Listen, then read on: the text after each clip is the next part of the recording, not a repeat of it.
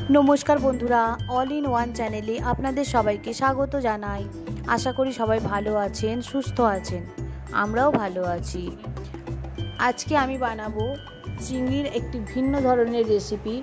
खूबई सहज और सुस्वादु रेसिपिटी बानाच्छि काরি पाता दिए चिंगड़ी। तार जोन्नो लागबे आमार चिंगड़ी तो अवश्यई लागছে আর একটা পেস্ট আমি বানিয়ে নিচ্ছি। পেস্টটা পোস্ত ও সরষে আমি মিক্সার গ্রাইন্ডারে মানে শুকনোভাবে গুঁড়ো করে রেখেছিলাম, সেটা জল দিয়ে একটু গুলে রেখে দিচ্ছি যাতে একটু কিছুক্ষণ ভিজতে সময় লাগে। এবার কড়াতে তেল দিয়েছি 2 টেবিল চামচ, দিয়ে পেঁয়াজ দিয়ে দিয়েছি, দুটো ছোটো মতো পেঁয়াজ দিয়ে দিয়েছি। ছোটো পেঁয়াজ দিলেই হবে, বেশি বড় দেওয়ার দরকার নেই। কোচানো পেঁয়াজ দিয়ে দিয়েছি আর হচ্ছে দুটো শুকনো লঙ্কার ফোড়ন দিয়েছি। এবার আদা বাটা ও রসুন বাটা দিয়েছি 2 চা চামচ, হলুদ গুঁড়ো দিয়েছি 1/2 চা চামচ, লঙ্কা গুঁড়ো 1/2 চা চামচ ও নুন স্বাদ অনুযায়ী আপনারা দিয়ে দেবেন।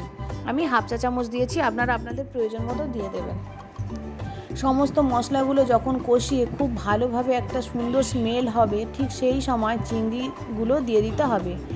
এখানে 500 গ্রামের মতো চিংড়ি আছে। চিংড়িতে নুন ও হলুদ মাখিয়ে রেখেছি। এবার ওই মাখানো চিংড়িটা এর মধ্যে দিয়ে দেব। এবার মশলাটার মধ্যে যাতে ভালো করে মিশে যায় সেই জন্য ভালো করে নাড়াচাড়া করে ঢাকা দিয়ে রেখে দেবো 10 মিনিটের মতো। 10 মিনিট পরে ঢাকা খুলবো, দেখুন কতটা সুন্দর হয়েছে আর চিংড়িগুলো অনেকটাই প্রায় সিদ্ধ হয়ে এসেছে।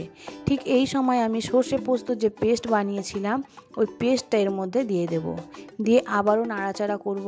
এই রান্নাটা খুবই ঝটপট হয়ে যায় আর খুব কম উপকরণ লাগে আর খেতে অত্যন্ত সুন্দর হয়। দেখুন ঝটপটভাবে হয়ে গেছে। এবারে শেষে আমি দেব গুঁড়ো দুধ বা লিকুইড দুধ দিতে পারেন। আমি গুঁড়ো দুধ দিয়েছি 1 টেবিল চামচ, দিয়ে ভালো করে নাড়াচাড়া করে মিশিয়ে নেব ও এবার ঢাকা দিয়ে রেখে দেব।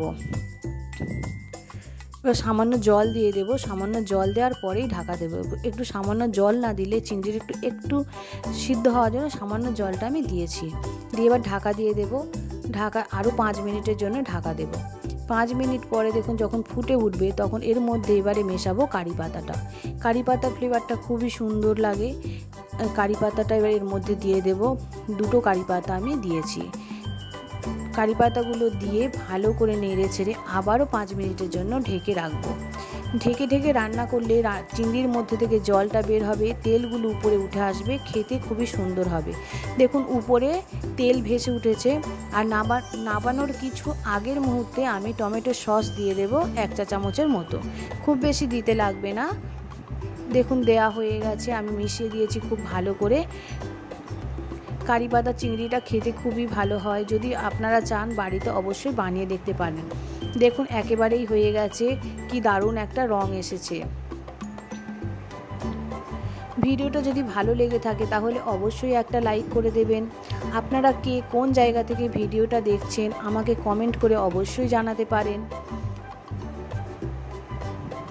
আপনি যদি আমার পরিবারের সদস্য না হয়ে থাকেন তাহলে অবশ্যই সাবস্ক্রাইব করে চ্যানেলটি আমার পরিবারের সদস্য হয়ে যাবেন।